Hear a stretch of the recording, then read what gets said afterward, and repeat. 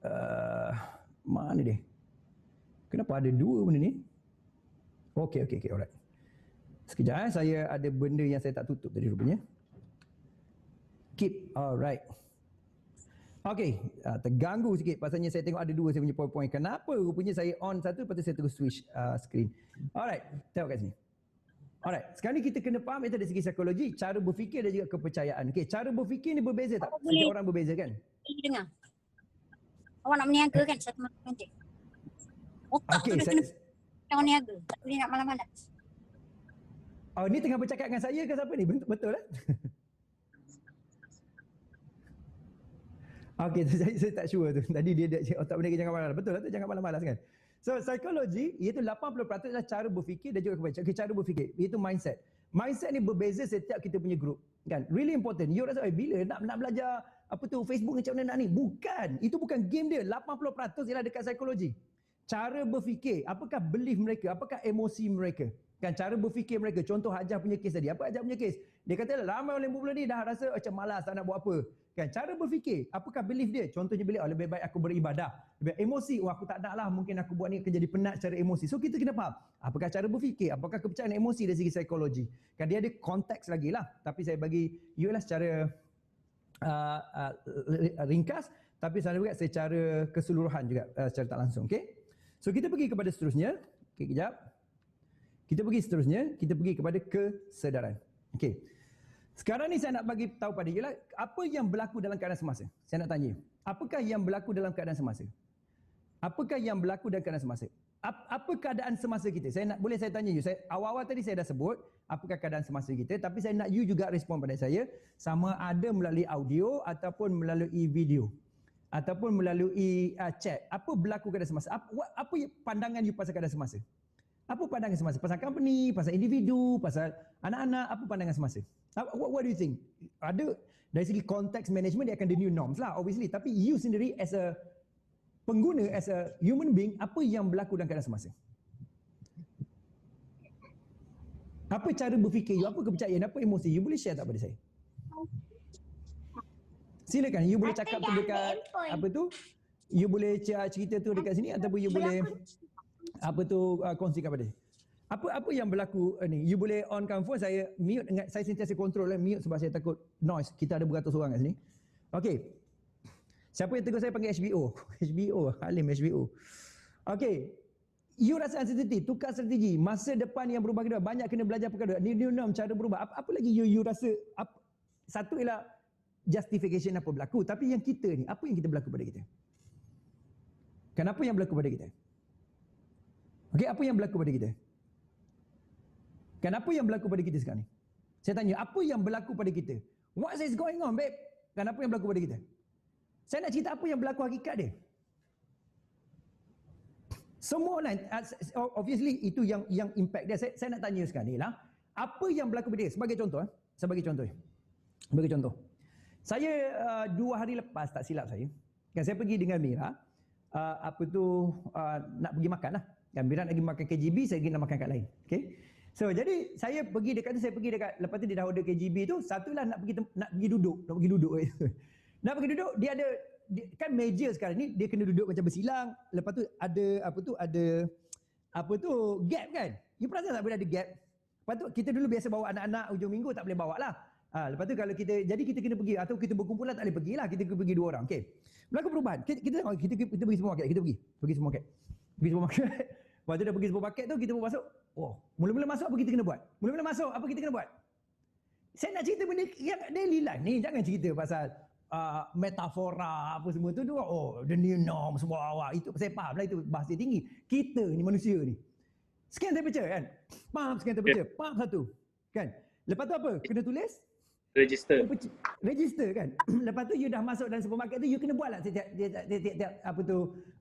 kedai tu. Ya.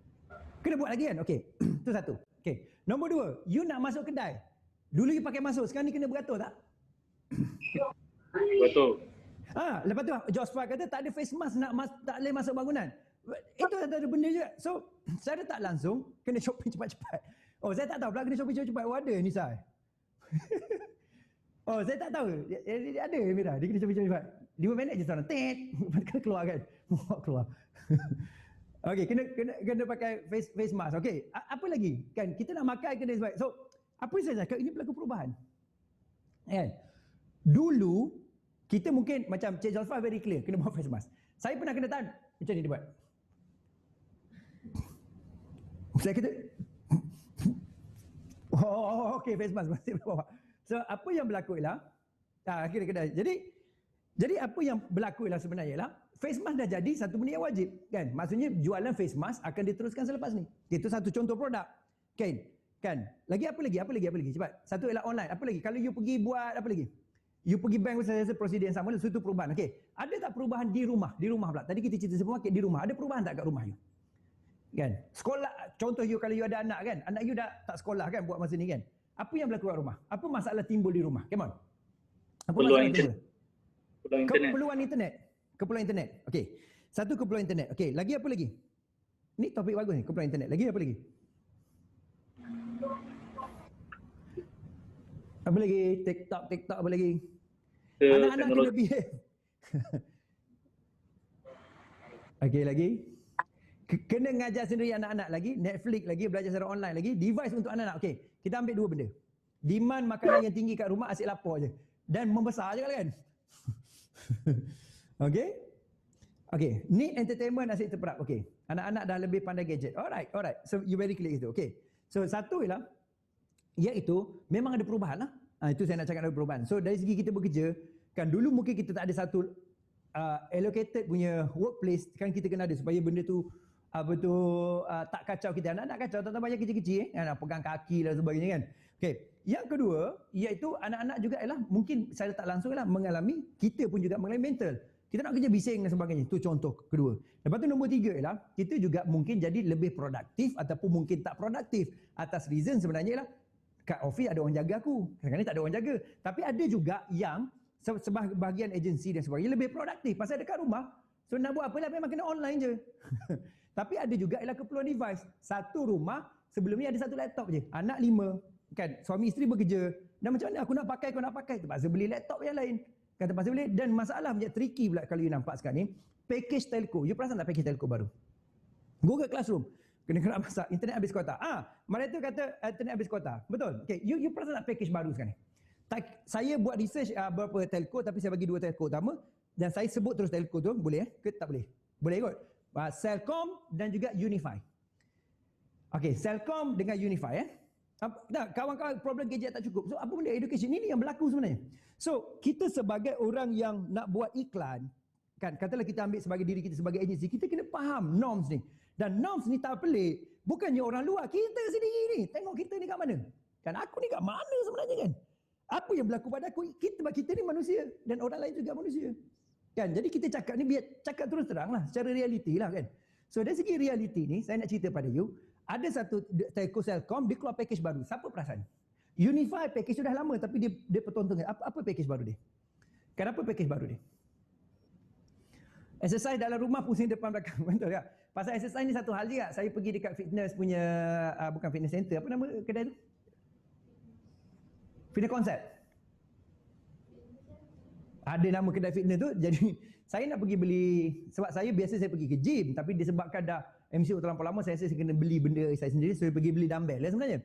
Dia kata dumbbell sold out. Saya kata, sold out? Pak, ramai gila orang beli dumbbell sekarang. Lepas tu saya tanya dia pula, habis ni ada sebelah tak? Orang tu ada sebelah pun dia beli. Semua habis. So, apa maksud saya ialah, kesedaran untuk exercise ni juga jadi tinggi. Secara tak langsung. So, wow kan. Tapi masalah pengusaha gym pula, banyak kaput dah. Pengusaha gym, spa dan sebagainya kan. Okay. Saya nak cerita pada you ialah Unified Unlimited Data. Okay. Lepas tu Celcom juga dikeluar unlimited data. Kan, betul tak? Tapi you tahu tak apa dia punya trik ni? Dia block you punya hotspot. Dulu, package dulu, yang ni, kan? Package saya ni package lama, kan? Package saya dulu, yang ni, saya boleh on daripada phone, kan 100 GB ni, semua orang boleh connect. Faham tak? Sekarang ni, kau kena bayar untuk hotspot. Kau unlimited tapi kau kena bayar untuk hotspot. Setuju. Kan? So, apa yang berlaku sekarang ni ialah, saya rasa benda ni tak betul. Satu sudut dia faham, dia behave untuk dia dan dia kena lock ni. Dia turun package sampai RM59, tetapi hotspot tak boleh pakai. Boleh nak pakai. Contoh kena full bar 4G. Saya akan cakap kepala otak dia. So bukanlah saya nak cakap saya benci dia, tak ada. Saya cakap sebagai manusia, you feel like, gila babi aku rasa macam being cheated kot. So apa yang berlaku? Ya. Jadi secara tak langsung kau kena consume, you punya satu device you kena power, satu lagi untuk laptop. Apa kejadiannya orang luar bandar saya apa dia nak pakai? Kan? Jadi ini the new norm juga. Saya nampak dari segi telco ni. Apa kejadiannya package macam tu? Kan? So, kenapa saya highlight benda ni? Why? Adakah saya nak menceritakan ketidakpuasaan saya? No. New package. New norm, new package. Tak, saya nak ceritanya ialah masalah dekat sini. Iaitu sekarang ni ialah kalau you ada satu telco juga pun, you ada sebagainya pun, you kena ada semua orang kena telco. Lepas tu you kena device semua device. Lepas tu laptop, apa kejadian aku tak boleh guna laptop. Pasalnya nak hotspot tak boleh, dia bagi aku berapa gig sekolahan. Kita pula duduk kerja. Memang tak boleh lah. So apa yang saya nak cakap adalah berlaku juga situasi ni. So kenapa saya cerita ni? Sebab inilah the new norms. The new norm ni lah, macam kawan kita cakap the new package, saya tak perasan mana tu. Ya, dia opportunity bagus untuk dia lah. Tapi satu sudut ialah kita ni user. Rakyat marhain ni apa cerita ni. User macam ni kena kan. So kita kena faham penggunaan dia. So ada yang kata jualan gunting hebat. Oh, jualan gunting hebat MCO. Okay. Jadi dia ambil kesempatan bagus untuk business proposition. Cuma saya cerita dia pasal konsep pengguna. Kalau dia of course lah dia nak widen dia punya kewangan dia kan. Dari segi income sale, tapi kita ni sebagai pengguna. Saya cerita ni rakyat marhain kan. Saya, kau dan aku kan. Okey. Jadi apa yang saya nak highlight ialah ini perkara yang sangat penting untuk kita clear. Jadi kita nak reach audience secara webinar. Kita nak reach audience secara suruh dia masuk kita punya program. Kita nak reach audience tapi kita kena understand what's going on. Keadaan berlaku sekarang ni. Supaya kita resonate. Bila kita resonate, bila kita ada commonality, dia akan rasa kita bersama dia. Bila kita rasa dia bersama dia, dia akan ada timbul trust. You faham tak? Timbul trust, kepercayaan. Trust datang bila kita ada commonality, ada benda yang sama. Aku feel you bro, I feel you bro. Kan? Wah aku tahu kau macam ni kan. Wah aku macam ni. Wah kau boleh percaya, I feel you bro. Kan? Apa yang maksud saya ialah dia ada kebersamaan. Commonality is a strategy process. Okay, saya teruskan dulu. Saya pergi pada you. So kalau you tulis-tulis ayat, benda ni juga yang penting. Ya Allah, masa berlalu. Kan? Masa berlalu tanpa ku menyedari. Okey, kita pergi seterusnya. Seterusnya lah, saya nak you clear dekat sini. The reason kenapa saya cerita lah, saya dekat slide ni lah. Saya cerita dulu, slide ni kemudian. Okey, pasalnya saya nak you tahu benda ni. Pasal saya nak tahu benda ni. Okey, kejap saya nak exit benda ni. Alright. So sekarang ni saya nak pergi kepada yang ni. Okey, cuba tengok kat sini. Sebenarnya, yang saya bercerita tadi lah, kita kena memahami audience kita. So audience ni ada macam-macam cara. Orang kata buat customer avatar lah, pakai jadah lah, semua ke customer profile, persona, pompang. Ya, boleh pakai term tu. Tapi pada sama juga kena cerita-cerita. So siapa kelompok sebenarnya, mana sebenarnya? Kan? Kita kena faham lebih mendalam. Kan? Siapa sebenarnya yang kita nak target? Kan? Apa masalah mereka? Macam contoh tadi masalah cerita gadget kan. Cerita apa, berapa umur mereka? Apa masalah mereka? Umur antara let's say 25 ke 40 tahun. Mereka ni dalam keadaan yang agresif bekerja. Mungkin anak 1-2 orang. Dan masalah mereka lah, okey aku ada income tapi income aku tak cukup. Dia perlu ada part time. Kan? Apa lagi masalah dia? Masalah lah aku ada bisnes, aku buat bisnes tapi masih lagi struggle. Apa aku tak ada? Macam Ajah cakap ialah mungkin isu financial. So bagi solution financial mereka. Aku tak ada productivity. Aku bagi pada productivity punya plan. Aku tak ada skill. Bagi skill. Bagi grant. Kan? Digitalization dan sebagainya. So ini point saya. So apa psikologi mereka? Kan? Psikologi juga di rumah sekarang ni banyak juga yang mental koyak sebenarnya. Kan tekanan, dulu biasa keluar tak boleh keluar kan. Tak boleh bayang lah kalau orang masuk lanjil macam mana kan. Kita duduk kat rumah itu pun dah stres kan. Saya lah, you mungkin okey kan. Lepas tu saya tengok apa psikologi mereka. Apa sebenarnya mereka nak sebenarnya? Di mana mereka berada? So point utama ni yang kita kena tanya kan. Apa sebenarnya mereka nak sebenarnya? Kan memanglah kita boleh buat iklan, boleh tulis macam kat Facebook tapi apa yang mereka nak? Supaya apa yang kita cakap, apa yang kita convey, apa yang kita tulis, apa yang kita buat video ni masuk dalam hati dia. Supaya dia tahu ialah kita care dengan dia. Macam mana dia tahu kita care? Kita faham dia. Macam mana kita faham? Dia tak cerita masalah dia tapi kita tahu masalah dia. Tapi Jerome, macam mana aku nak tahu masalah dia pula? Buat survey. So macam mana nak buat survey ke? Buat iaitu tanya dia lah. Tapi dia tak nak jawab. Buat survey bang. Aku buat benda ni berapa lama dah. Kan? Maksudnya lah bukan saya jugalah, pada kawan-kawan saya yang sekarang jadi hebat, Sifu, Sifan, Suhu, Siput semua tu kan. Maksudnya lah dah hebat-hebat semua pun buat survey, tanya audiens. Kalau kita tak kenal siapa yang kita cakap, apa masalah dia orang, kau hebat, Gaban Z potong 2, makrifat ilmu, ninja, 7 keturunan ke, kan? Kau buatlah, kau duduklah, dia cakap seorang-seorang. Live ada 2 orang live dengan kau. Kan? Tulis bombang-bombang, oh bahasa language linggo punya gempak gila babeng. Last sekali ialah yang view tu 6 orang je masa live kau buat. The reason ialah dia tak tahu yang you care pasal dia. Dia rasa you tak kenal. Walaupun dia nak pergi, dia ada halangan dia. Aku tak ada dokumen lagi, aku tak ada macam mana. So kalau dia faham, you faham dia, dia akan datang pada you.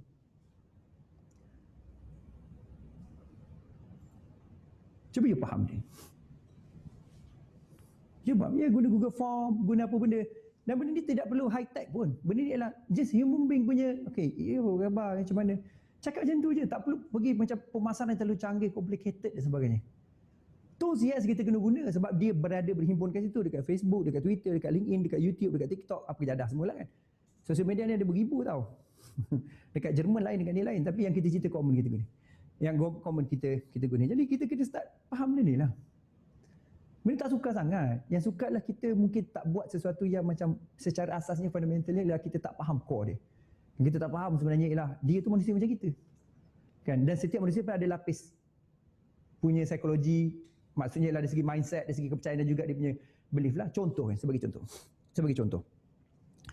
Secara generalnya di kita lah, secara general lah, iaitu kita ada 3 kelas masyarakat. Berapa kelas masyarakat? 3 kelas masyarakat. Setuju? Betul. Lower class, middle class dengan upper class. Lower bracket, middle bracket dengan upper bracket. Clear tak?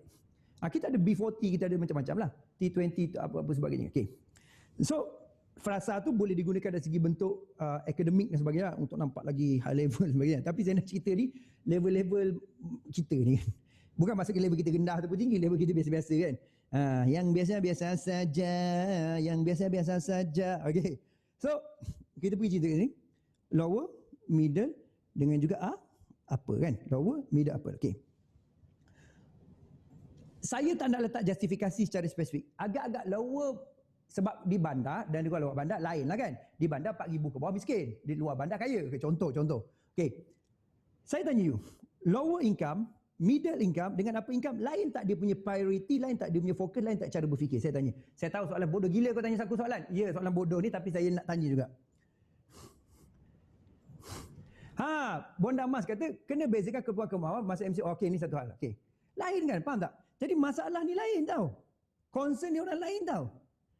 Sama juga dengan PKS dengan juga multinational company. Besarlah multinational company. PKS. Concern dia berlainan. Berapa agak-agaknya duit middle income ni?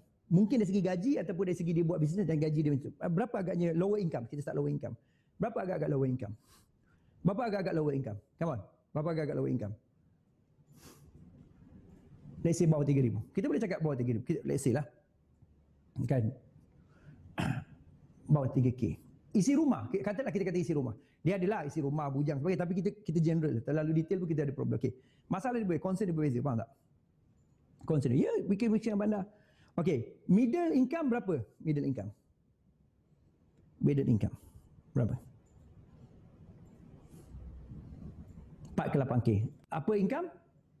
Apa bracket? Berapa? Tak kisah. Kita tak ada jawapan betul dengan salah. Saya just nak you tahu roughly dia punya segmen. Okey. Saya tanya you. Masalah mereka ni berbeza ke tidak? Priority mereka berbeza ke tidak? Setiap golongan ni. Kan macam saya cakap tadi, beza PKS dengan level lain kan. Jadi sangat berbeza. Ayat tu sangat tepat. Keyword. Bagus. Nisa Husin. Nisa bagus Nisa. Sangat berbeza. Dia bukan beza sikit-sikit tau. Bapak punya beza. Beza gila. Jadi, kalau kita tak faham dan kita asyik menulis untuk orang yang upper income, buat Facebook advertisement untuk orang upper income, orang middle income rasa jauh. Orang lower income lagi, Allah, aku tak boleh sampai tahap dia ni. tinggi sangat ni. Faham tak? Jadi kita kena design benda ni. Nak guna tools FB ke, nak guna tools WeChat ke, nak guna tools Telegram ke, kita kena faham dia orang ni siapa. Dan dia orang semua ni perlu pertolongan, perlu kawan, ada masalah, tak kira lah dia apa income, masalah pun dia juga. Cuma mungkin dia nak kualiti lagi tinggi lah. Kan? Betul-betul kan? Satu orang persen terkaya adalah seorang penduduk. Betul-betul. Kan? Sebab ada satu research cakap 75% orang yang apa tu, kalau you ada bumbung untuk you tidur, ada bumbung atap lah maksudnya kan. Lepas tu you ada food on the table, lepas tu you ada clothing dalam closet, you adalah kategori lebih 5%, you adalah antara 5% yang hidup dalam dunia. 5% tau. For the God's sake, 5%. Kan? 5%. Lagi 95% tu orang dah. Dan kalau you ada pendapatan sekarang you boleh ditidur, dan you tahu tak rate dah apa tu income orang sebenarnya berapa sehari? Kan lebih kurang dalam berapa? Kan berapa ringgit sehari sebenarnya? Ada research tu kan. You search, you Google, hari ni Google lah zaman sekarang ni. Kan? Kalau saya cakap pun itu fakta, tapi satu lagi lah you Google ni, you tengok berapa persen sebenarnya average orang pendapatan dalam dunia. So maksudnya you dalam satu sudut yang lain. So point saya cerita lah, simple. Point saya lah, saya nak cerita pada you lah, kan? Point saya nak cerita pada you lah, you kena faham konsep ni, iaitu konsep di mana kita speaking pada audience berbeza. Bahasa orang apa income lain, orang middle income lain dan juga lower income lain. Saya nak you faham benda tu. Kan? Lain. So kena create lah, macam mana nak create? Kita akan buat sama-sama kejap lagi. Kita ada masa lagi 5-10 minit dan kita akan buat sama-sama. Saya akan tunjuk, minta maaf saya tak boleh go through terlalu detail, tapi at least you ada foundation kat situ dan you faham dia punya flow template. Sebab apa saya cakap ni, kita akan sistematikkan. Sekarang ni kita cerita agak macam ni lah, atau bagi sampel, contoh dan sebagainya, tapi kita akan pergi kepada iaitu yang khusus kejap lagi. Kan khususnya lah, kita ada template sebenarnya. Saya dah buat lah untuk you. Alright. So, jadi itu nombor satu lah. Kita kena cakap pada audience yang berbeza. Boleh? Boleh? Boleh saya teruskan? Kalau boleh, tak boleh? Come on. Boleh tak boleh? Come on. Kita ada setengah jam je lagi. Alright, very good. Okay, kita pergi seterusnya. Okay, kita pergi kepada ialah risiko. Kan kita pergi kepada risiko. Okay, saya nak cakap pada you, saya nak bagi tahu pada you, satu perkara yang you jelas, satu perkara yang saya nak you faham, kan secara langsung dan juga tak langsung, saya nak you faham pasal konsep risiko. Dan apa yang dimaksudkan dengan risiko. Okay, setiap orang yang kenal kita, kan, setiap orang yang kenal kita, setiap satu benda dikenal kita, kita akan ada risiko ataupun orang skeptikal. Kan, orang skeptikal. Ini topik kenal audiens lah. Topik kenal audiens. Kita orang akan skeptikal. So apa maksud skeptikal? Maksudnya dia rasa ya ke tak? So biasanya orang akan berkira, aku nak buat benda ni, masa aku ambil lama tak? Atau aku kena bayar sesuatu tak? Orang skeptikal kan. Lepas tu orang ni biasanya, orang approach kita sebenarnya takut ditipu. Kan peratus tinggi orang takut ditipu. Pasal takut diambil sesuatu, diambil kesempatan. You setuju tak pasal ni? Maksudnya ada orang approach you, katalah saya bagi contoh, ada satu orang approach you, saya bagi contoh kan. Saya bagi contoh ialah, ada orang approach you, tak kira lah salesman ke sebagainya, you rasa tak mungkin takut-takut. Contoh. Ini contoh rakyat marhain macam saya lah. LHDN. Kan LHDN. Kita punya usahawan bila kita punya usahawan dengar LHDN pun, pada bukan dia buat, aku tak nak bagi nama, aku tak nak daftar baik. Pasalnya dia rasa takut dia ambil kesempatan. Ambil kesempatan dan kesempitan. Dia LHDN tak ada masalah, memang betul. Tapi kita rasa. Pasalnya kita tak tahu. Kan? Dan sebagai rakyat Malaysia yang berikhlas sesungguhnya demi raja dan negara yang tercinta, kita kena bayar LHDN. Tapi macam mana cara dia? Cara yang betul. Tak cara betul kena. Kan? Saya cakap betul, saya buat mistake dulu. Kan? Berapa tahun lama dah? Beratus ribu kena bang. Kan? Tapi salah dia, bukan salah dia. Bukan salah dia, salah saya. Kan? Saya tak ambil cat dia. Kan? Bayar, padan muka. So maksudnya lah, dari segi kita dah kena kesedaran. Tapi saya tak pernah takut, cuma tak tahu macam mana nak buat. Sebab masalah saya lah, saya masalah nak isi form. Malas gila. Kan? Rela saya ad hoc orang lain untuk isi form. Kan? Saya pun tak tahu kenapa. Tapi benda tu saya kena buat lah. Kan? Saya tak boleh buat perangai macam tu. Kan? Jadi, tapi sekarang ni alhamdulillah, kita obey lah. Jadi, saya nak, untuk orang kena skill, saya bagi tester. Okay, very good. Jadi, apa lagi yang kita skeptical? Kan? Ada orang yang, contoh, Fiza kata dia nak bagi kena aiskrim kan? Sama lah tu malah isi form. Kena isi lah, tak boleh. Kena buat. Kau jangan buat hal tu. Okay. So, untuk orang yang kenal aiskrim, saya bagi. Ya, orang takut aiskrim. Kita kena bagi sampel. Salah satu sampel. Apa lagi? Jadi kita takut tau. Kadang-kadang kita takut nak bagi data security dan sebagainya. Okey?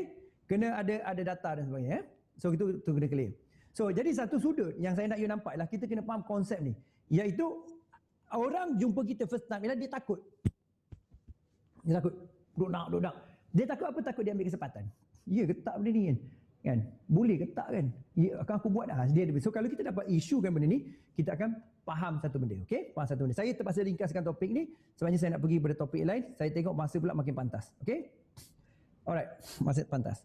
Okey, kita pergi dekat sini ialah pasal yang seterusnya ialah pasal mendengar. Ini kita cerita tadi. Macam mana kita nak banyak mendengar. Okey, macam mana nak banyak. Ini saya cerita ni sebenarnya daripada experience saya build up bisnes jatuh bangun dan sebagainya kan. Dan pasal buat dapat idea daripada luar negara, kawan-kawan saya kan, daripada PIM, daripada sifu-sifu lain juga sebenarnya. Tak adalah benda ni 100% daripada saya. So maksudnya ialah saya juga gauge benda ni daripada experience. Kan saya 2006 saya start dah saya punya bisnes kan, jatuh bangun tak sangat teruk bertahun-tahun lah. Saya okey pun baru je lagi saya okey ni. Rasanya 2014 baru saya start macam nampak jalan, 2015 baru okey, baru sangat okey.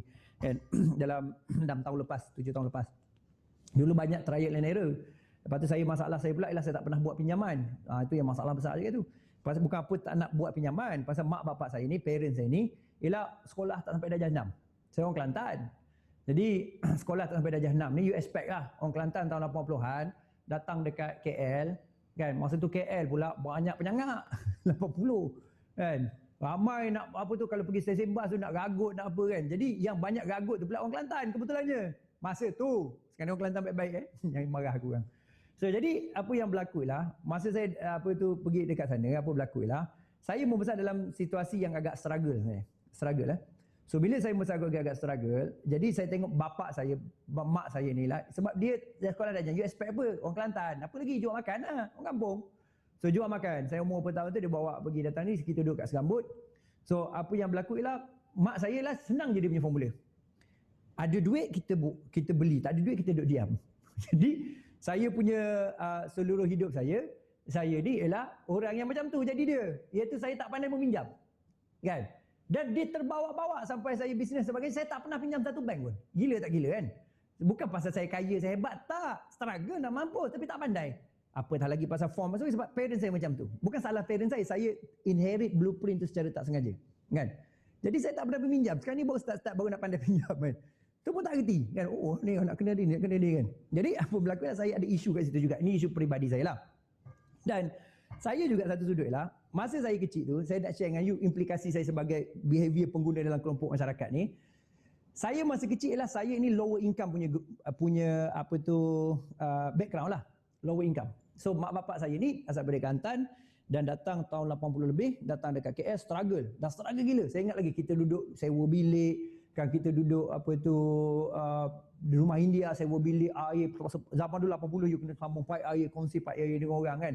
Jadi apa yang berlaku pada saya ialah saya membesar dengan environment. Jadi masa kecil tu kan, saya selalu benda saya nak tu saya selalu tak dapat tau. Kan? Saya kalau nak raya beli baju pasar malam, should be fine lah baju saya, tapi saya macam bila sekolah, kita nak pensel warna tau. Kan? Orang ada pensel warna, saya nak pensel warna kan.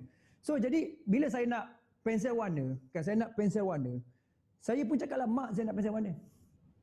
Kan mak saya nak pensel warna. Lepas tu bila mak bapak kita walaupun tak ada duit, dia jawab apa? Adakah dia jawab tak? Dia jawab apa? Nanti. Dia jawab nanti. Okey? Dia jawab nanti. Lepas tu saya kata, saya tanya lagi minggu depan. Pak kata, nanti. Dia kata nanti. Lepas tu last kali kita jadi budak, berapa banyak kali nanti pen merah pen biru. You marah, I love you. Oh, home ni orang 80-an juga ni kan. Lepas tu letak apa? Dalam surat bedak kan. Letak bedak kan. Mira tak ada. Mira budak WeChat. Okey. So, jadi sekarang ni, apa yang saya nak highlight pada you ialah, satu ialah, bila saya duduk minta mak saya cakap, nanti, kita budak jadi apa? Kan? Budak jadi marah, betul tak? Budak jadi tension. Budak jadi marah. Kita lah. Mak mana ya? Jadi suara tinggi. Kan? Pada satu hari tu, mak saya ni, cakap pada saya, dia waktu tu kita orang kedai warung dekat Segambut tu, warung kecil. So waktu malam tutup tu saya balik, saya jalan kaki dengan mak saya. Lalu dekat satu denai tu, ada lalang-lalang sikit kan. Sebab saya nak masuk, saya dekat kampung Benteng tu, kita jalan kaki setengah jam 20 minit kan. So bila jalan cakap, mak saya nak pasal warna, cakap. Lepas tu mak saya tengok saya. Mak saya tengok saya. Tengok muka saya, lepas tu dia pun buka dia punya pos. Dia tunjuk dalam apa tu pos dia. Dia tunjuk mak ada RM5. Dia tengok kat saya kat mata, dia mak ada RM5. Kalau kau nak kau ambil lah. Sebab saya nak pasal one ni. Dia pun buka pos dia, kau ambil lah. Pos dia yang balik kerja, yang balik apa tu peniaga tu ada RM5. Kau nak kau ambil. Saya tengok dia, saya pun pegang. Tapi saya pegang je, lepas tu saya pegang je ujung tu, saya tarik sikit kan. Saya boleh feel saya punya kesusahan mak saya, struggle mak saya, usaha dia, struggle dia hidup dia, duit dia apa semua, kesusahan dia. Dia bukan tak nak beli pensel pada saya, dia bukan tak saya pandang, tapi saya sebenarnya ialah terlalu pentingkan diri sendiri. Kan, saya boleh feel dia punya kesusahan daripada RM5 itu masuk dalam saya punya ni. Saraf saya boleh rasa. Saya boleh rasa masuk dalam sanubari saya ni. Saya boleh rasa kesusahan dia. Lepas tu saya cakap kepada dia, saya letak balik, saya kata, mak, saya tak nak duit ni. Saya diam dan saya tak pernah minta dengan dia apa-apa. Saya berjanji pada diri saya satu hari nanti, aku akan tolong keluarga aku. Aku tak nak minta apa-apa lagi. Aku akan berusaha sebaik mungkin, aku akan jadi budak yang baik, budak yang bagus, kan? Dan aku akan berusaha untuk menyenangkan ibu bapa aku. So, saya ada terkesan dekat situ. Saya ada terkesan dengan kesusahan kepayahan. Sebab tu saya bila masa bisnes tu, saya ingat pasal dia, saya teruskan. Dan apa yang berlaku pula, bila saya dah senang, alhamdulillah ada income dan sebagainya, bisnes okey, mak bapak saya meninggal dulu. Jadi apa yang saya buat termasuk hari ni, semangat saya apa saya bangun hari-hari ni, you tahu salah satu sentimen saya punya ada, sentimen saya. Saya nak mak bapak saya bangga. Walaupun dia dekat alam sana, saya nak dekat anak dia anak yang baik. Anak yang sempurna. Anak yang sebenarnya lah bagi mak-mak pada orang lain. Saya tak boleh buat apa.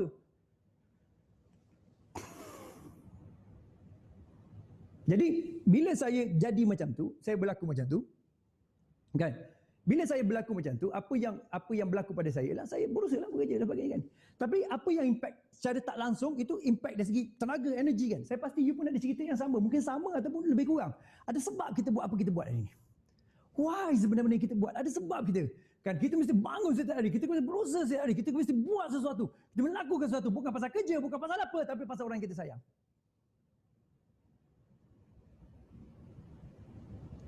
Jadi, saya sendiri buat bekerja sungguh-sungguh lah. Tapi masalah saya tak timbul.